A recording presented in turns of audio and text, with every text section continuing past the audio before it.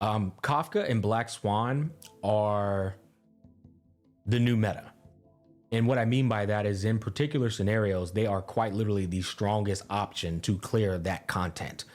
If the enemy is weak against lightning and wind, there's not going to be a better team to clear that content when compared to these two powerhouse, beautiful, sexy women. I'm going to show you guys two different showcases that are the same showcase. Essentially, I've come to realize that I have two different audiences that appreciate my showcases. One is an audience that likes to watch my content uninterrupted. And then the other is the audience that likes me going through the step-by-step process of the strategies, builds, and moves utilized throughout the run to achieve the efficiency of a zero cycle. So I'm gonna timestamp them so you can go to your respective places that you prefer. And then we're gonna go over a couple of more things. Now, before we go into those showcases, I also want to talk about the performance of Black Swan and Kafka during this MOC cycle. I want to highlight it and emphasize their potency together. So this MOC is tailored towards Doctor Ratio as we know it, but it's also tailored towards destruction and hunt path characters. You quite literally get an extra turn. They can go up to 3 turns or 4 turns if you really speed tune the hell out of them. That's insane. But they can go 3 to 4 times with proper builds on them because of the go immediately as soon as the cycle begins buff. And then you have the debuffs on top of that. Kafka and Black Swan don't get access to that. So if I'm zero cycling with Kafka and Black Swan, absent of their signature light cones, that is massive. It speaks volumes on what they're really capable of, is what I'm trying to say. This is not a good format for them apart from that floor 11 showcase. So it really shows me, oh damn, Black Swan really did increase the value of dot compositions. There's also this dumbass narrative going around that I feel is probably from the Kafka simps who beat their meat in the corner 7 times a day to Kafka.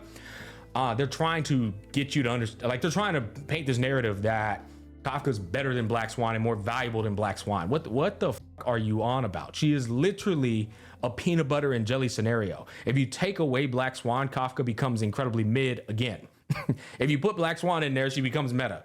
So you can't sit here and say she's more valuable than Black Swan. In fact, my friend that I just met in the tournament by the name of Moon, I don't know if her channel's Destiny or Moon. She calls her a Wind Pella.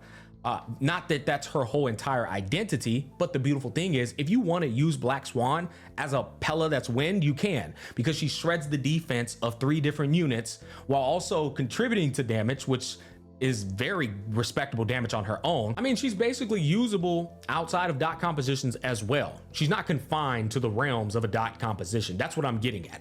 You could run her as a supportive Wind Pella on other comps. In fact, in this tournament, you're going to see somebody running her next to Dr. Ratio on floor 12. That's what's cool. You can't do that with Kafka. You can do it with Black Swan. But at the end of the day, they're a peanut butter and jelly scenario. It's not one better than the other, or this one's more valuable than her. I don't know. That argument can run both ways depending on a number of scenarios. As usual, this game is incredibly nuanced and multifaceted, and it's so cringe when you get these Kafka meat riders trying to paint this narrative that Kafka's better than Black Swan, or she's gonna be more valuable than Black Swan. Oh my God, bro, simmer down, little bro. It's cringe. It grinds my gears. That's all I'm getting at. But you guys enjoy this first showcase, and then I'll meet you back afterwards so that we can do the step-by-step and all that good stuff. Make a wish. Cool it. Sound lingers. Does that hurt?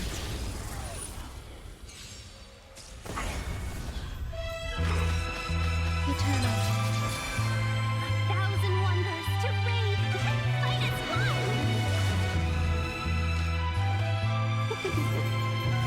Some value. Stand still.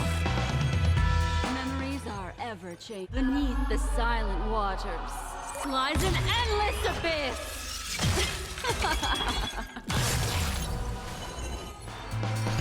You'll face the day. Seize the moment. Relax.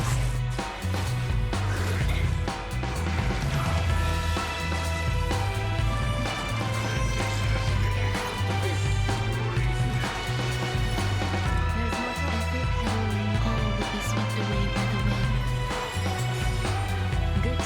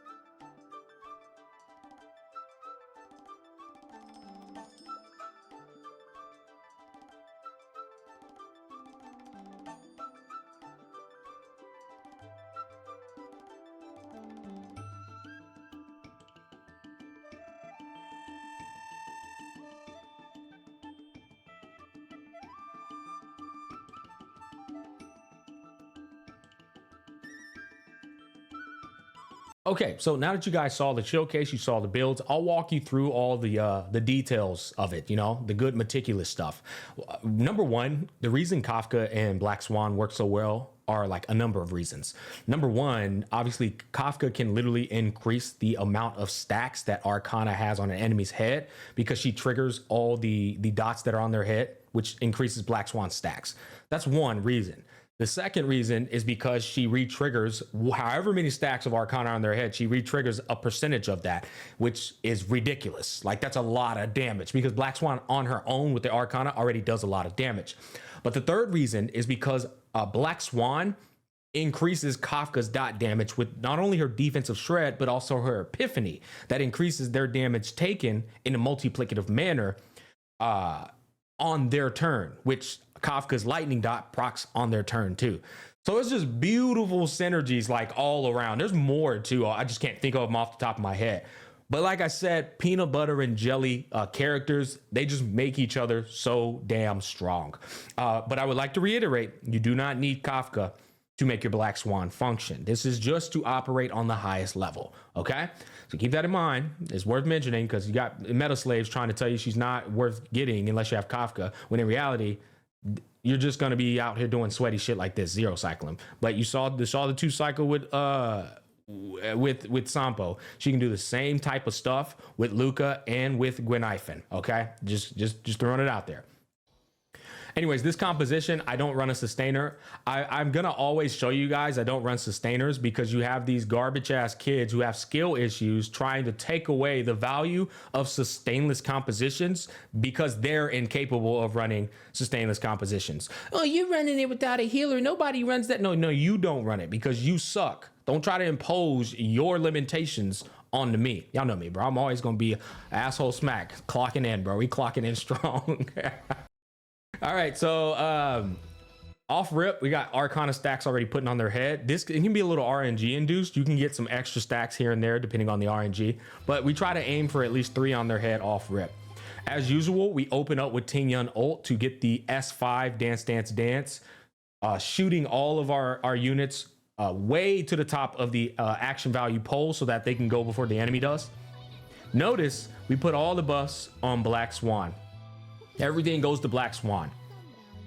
Okay. No, now this is important. My ult still isn't up on my Ron May. It's not even worth using right here because I want it to last going into the next cycle. So I'm okay with the ult not being up yet. I'm okay with not using the ult yet. You also will notice I still have not used my Black Swan's ult. I intentionally wait till it's her turn to pop her ult because if I use it earlier, the benediction buff from Ting Yun increases her speed drastically, which will mess up my turn rotation. And it's I need her going before certain characters or after certain characters. Essentially, I waited till her turn came up. Yes, if you pop her ult too early with Ting Yun's benediction buff, it'll scuff your whole cycle. So that's important to take note of. But now we popped her ult. Epiphany's now about to activate, and now all of her Arcana stacks are going to continue to stack even when the enemy's turn pops up, which is massive. So they got 6 stacks on the head. Boom. We hit this guy to get both shields down. And now Kafka is about to break this person's shield. Now he has 8 stacks on his head. Now y'all are going to fall out. Oh, that is something worth noting. My build on Kafka is a break effect build. We're going to get back to that in a bit. So we wait till this guy comes up and then he summons his fish. Notice we hostage Kafka's ult right here. Then we pop Ron May to give Kafka's ult the defensive ignore and the all type res pin. Now we pop Kafka's ult to kill the 2 fishes, which then put defensive shred on both enemies.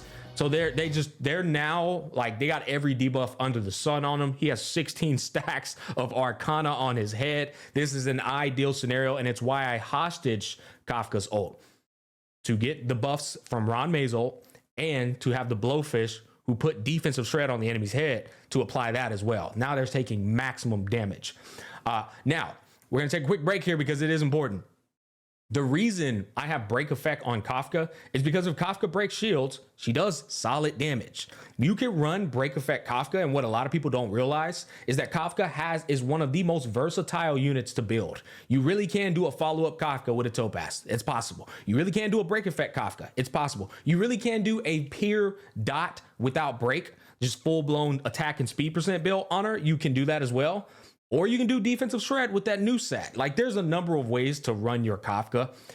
And I wanted to show that you can zero cycle with a break effect Kafka. She's rocking Thief set with a energy recharge rope.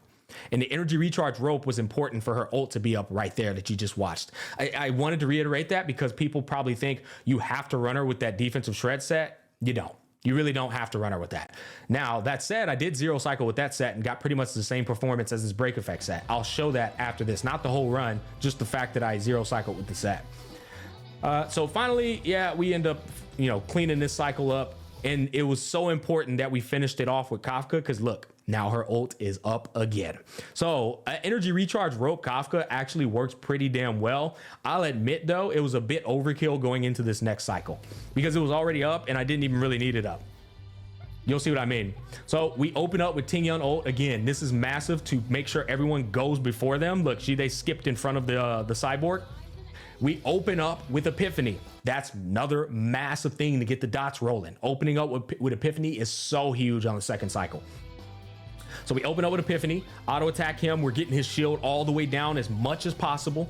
And now, you notice we refreshed Ron May's buff there, right? So now we have all her buffs. We still have one turn until her ultimate buff expires. This is why I said we waited intentionally for the second go round on the first cycle for her to use her ult so that it can last throughout this cycle as well. So we hostaged it on purpose. Notice I did not use my Kafka's ult. I hostaged it. Again, we're waiting on this dude to summon his jellyfish. It's important. Now his jellyfish are summoned. We can now pop her ult and put the defensive shred on both of them. So Kafka really obliterates this guy. He like, because her AoE just kills the fishes and then you just get free defensive shred debuffs. So Kafka just like, and I will say that can be considered an unfair, not an unfair, but a hyped up scenario of this team's performance because she just is a full counter to this guy, right? So on other scenarios, will they perform as strongly? No, they won't. Now they still overkilled the hell out of these two units, but it is important to realize that these two units have massive defensive shred debuffs on their head, which is crazy, right? So those are two massive defensive shreds. That's 117k on the head. Watch this shit, guys. Bro just dies from the dot. Kafka's never going to go again. That's the worst case scenario. Him stunning my Kafka, so now my Kafka can't go inside of the cycle to re-trigger the dots. Worst case scenario. And look at this. Doesn't even matter. Bro dies. 169, 170,000. Gets delayed. Goes again and dies to a dot. He got 1,500. Bro, this was like a simulated universe dot scenario. Bro just got sent to the dot realm. That's crazy. And then this happens, right? Boom. Dies. Guys, my Black Swan still had a chance to go. And my Kafka, if she didn't get CC'd, still had a chance to go. This was the most overkill scenario I've seen in quite some time with absent of signature light cones. That's insane, bro. And again, this is not even a format for them, which is funny. And that was a zero cycle. So it's insane when I look at the performance of this team because of that. It's just, yeah, I don't know what else to say. I think it speaks for itself. But looking at her build, she has 131 effect hit rate. Okay, that's important. She has 3,567 attack with 135 speed, and I think I don't even have on a speed boot. That's the most important one to crown. But that's the stats. Effect hit rate right here. Attack percent, and attack percent. It is worth mentioning, guys, that you can run a win damage percent sphere on her, but it has to be under the right conditions. My light cone gives 48% dot increase. Her kit gives like another, I think 72% damage increase. Ron May gives another 68% damage. It's a shit ton of damage bonus on my Ron May. I mean, not on my Ron May, on my Black Swan. So if you swap her out with a light cone that does not give 48% damage increase, you can put the wind sphere on her. You really can. Now Ting Yun, standard Ting Yun build, except I'm running her with this Sprightly Von Whack. I don't even think did she go 3 times in that first turn? If she did, I missed it. You don't have to run Sprightly Von Whack though. You really don't. 116 speed Kafka with 3,300 attack. I'm able to get away with 116 speed thanks to both Ron May and Ting Yun just boosting the shit out of her speed. As I told you, free to play Light Cone, S5. This Light Cone's so good on Kafka, people sleep on it, bro. Because she puts her dot on every single unit's head. When they die, they give her energy back. Then break effect Kafka, if you break shields, even more damage. And then the dot. Like, it's a beautiful Light Cone for Kafka for free to play players. Double crowned. Need to triple crown, honestly. And break effect set, guys. Break effect set. Absolutely insane. Yeah, just look at it. Every single piece, I have break effect on it, and then I'm rocking energy recharge rope. That just goes to show you how broken Black Swan is with Kafka. It's hilarious, man. I completely off meta build for Kafka. It didn't even matter. Yeah, and then there's my Ron May. I need to crown my Ron May's break effect talent, because that 8% on a break effect dot is actually massive. Okay, so I just wanted to show y'all before we end the video that I did 0 cycle with the other build. So this is the 0 cycle with Kafka's regular build. Literally same exact scenario. Like literally same exact scenario, bro. It's hilarious. And look at my Kafka's build. I think it's gonna show right here. Okay, look at this. Same exact scenario, completely different build. This build is the standard Kafka build. Attack percent boot, attack percent rope, and a lightning damage sphere. And then this, like right here. So absolutely hilarious that happened. But all right, guys, thanks for watching. I hope I brought y'all some value, and I'll catch you on the flip side. Oh, we're live streaming tonight. The story, if you want to come in, join the Twitch, twitch.tv/gotchasmack. I have to resume the story. Now that I got my new mic, I can resume it. And we left off on a pretty damn juicy part. So yeah, it'll be fun. Peace, love, and happiness. Catch you on the flip side.